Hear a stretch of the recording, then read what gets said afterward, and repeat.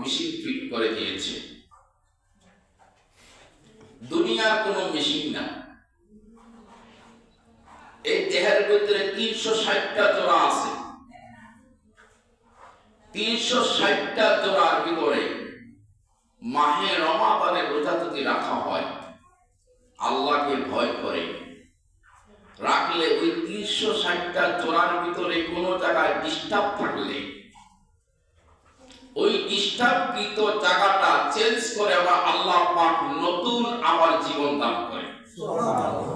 অর্থাৎ নতুন আবার কলকব আল্লাহ পাক এই রোজার মাধ্যমে ফিট করে দেয়।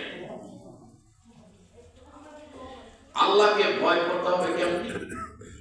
রোজা রাখার পরে মিথ্যা কথা বলা যাবে না।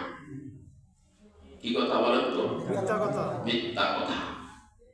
যদি মিথ্যা কথা বলেন, আল্লাহর হাবিব হাদিস মুবারকের মধ্যে ইরশাদ করে বলেছেন, কেউ যদি রোজা রেখে মিথ্যা কথা বলে, ওই ব্যক্তি রোজা রাখা আর না রাখা একই সমান।